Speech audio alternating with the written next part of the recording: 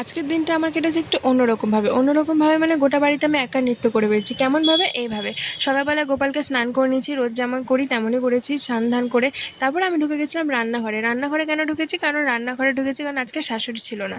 শাশুড়ির আর ঠাকুমা শাশুড়ি গিয়েছিল নেমন্তন্ন ছিল একটা বাড়িতে বলা ভুল, আমার মানে শ্বশুর বাড়ির দিকেরই একটা নেমন্তন্ন ছিল। তো আমাদের সবারই দুবেলা নেমন্তন্ন ছিল, কিন্তু আমার বরের কাজের জন্য আমি, আমার বর আর আমার শ্বশুরমশাই যেতে পারিনি। শ্বশুরের শরীরটা ভালো ছিল না বলে আমরা তিনজনে দুপুরে স্কিপ করে দিয়েছিলাম, দুপুরে যাইনি, রাত্রে গিয়েছিলাম। তো সেই জন্য রান্নার দায়িত্ব দুপুরে আমার ছিল। এখানে পটলের খোসা বাটা, আলু পটল মুসুর ডাল দিয়ে একটা করেছিলাম তরকারি, আর ডিমের ঝোল করেছিলাম দুপুরবেলায়।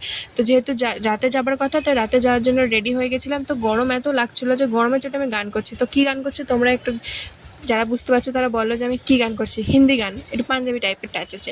তো রাত্রেবেলায় আমরা বেরিয়ে গেছিলাম, ভালোই রাতে প্রায় 9:30টার দিকে হয়ে গেছিলো, আমরা বেরিয়ে গেছিলাম খেতে। তো এইভাবে আমার আজকে দিনটা একটু আলাদাভাবে কেটেছে।